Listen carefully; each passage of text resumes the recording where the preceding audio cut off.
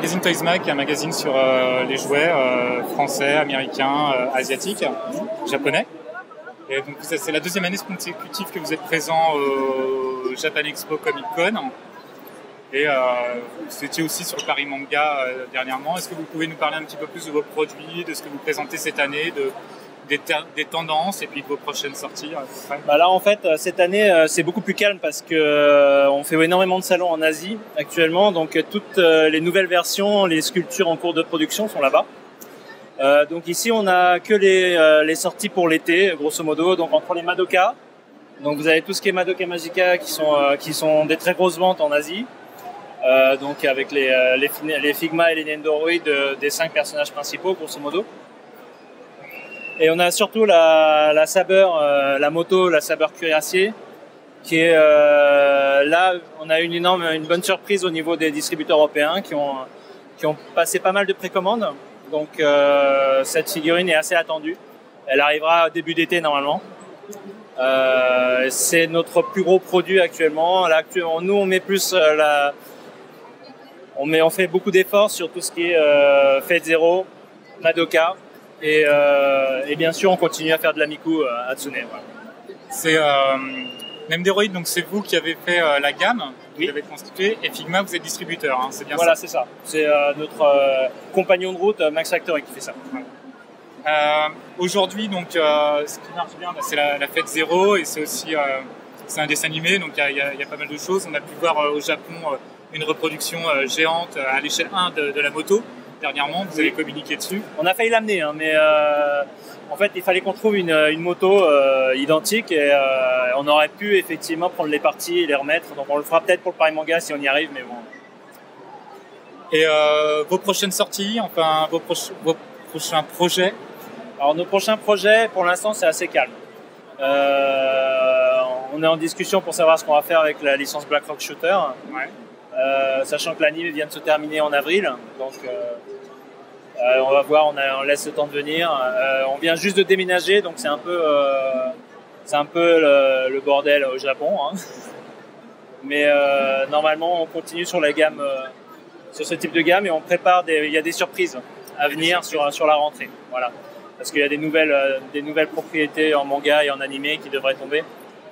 Et à partir de là, on annoncera beaucoup de choses. On a l'Ultimate Madoka qui va être un très très gros produit qui sortira en novembre, qui est une grosse PVC, elle est monstrueusement belle. Voilà. Ouais, c'est un 6e, c'est ça hein. C'est ça, un 8e. Non, c'est un 8e. Et donc oui, après en animé, on va voir, on fera des annonces un peu plus tard. Des rééditions, il y a beaucoup de demandes parce que les produits sont vite épuisés.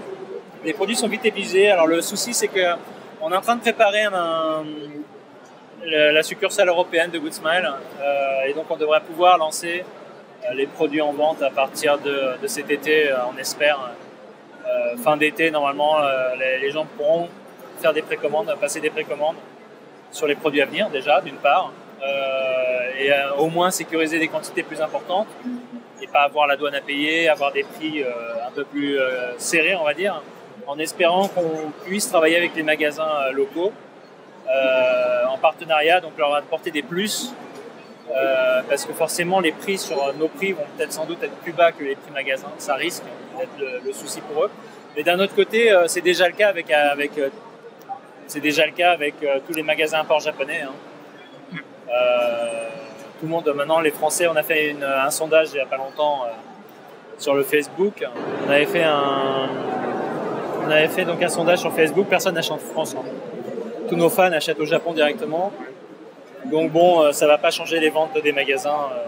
Ce qu'on voudrait faire, nous, c'est qu'il y ait plus de gens qui viennent en magasin, donc leur permettre de mettre plus de produits en exposition et d'avoir, par exemple, des accessoires supplémentaires pour les Nendoroid, dont des exclusivités. Oui. Ou éventuellement récupérer comme des points relais, en fait. On va récupérer les commandes. C'est ça, chez eux. Normalement, on aura un point d'entrepôt en France. Ouais, sinon on serait capable de dispatcher en 24 heures une fois que la quantité les figurines arriveraient. Et les coûts de transport seraient l'équivalent à ce qui se fait actuellement. Hein. C'est-à-dire que vous aurez les points relais, les livraisons Colissimo, etc. Donc, ce sera quand même beaucoup plus intéressant. Moins intéressant pour des Allemands dans le fin fond de l'Allemagne. Hein. Ils auront quand même des frais plus importants, mais pour les Français, ça ne sera pas de problème. Votre marché en Europe, c'est surtout la France? Le marché en Europe, c'est surtout la France, bien que là, avec la hausse du yen et le fait que tous les Français achètent directement au Japon, on n'est pas capable de quantifier les quantités vendues, donc on ne peut plus faire de plan marketing intéressant. Aki me dit, en théorie, pour nous, on ne fait pas de vente en France. D'accord. Voilà. Personne n'achète, donc on va pas s'embêter. Il y a un peu ce genre d'effet, donc on est obligé de le convaincre en disant ils achètent au Japon, mais bien sûr, comme c'est de l'import parallèle, les magasins vont pas nous dire combien ils vendent. Ouais. Voilà, donc c'est un cercle vicieux. Et puis vous souffrez aussi pas mal de la contrefaçon. Voilà, la contrefaçon, en fait, maintenant la plupart des fans connaissent bien la contrefaçon, donc ils savent quels sont les produits, si c'est des faux ou pas. Si c'est pas le cas, en tout cas en Asie, même les Chinois eux-mêmes savent quels sont les produits, les vrais et les faux. Et de plus en plus de Chinois achètent des vrais. Ce qui fait que c'est pour ça qu'on switch un peu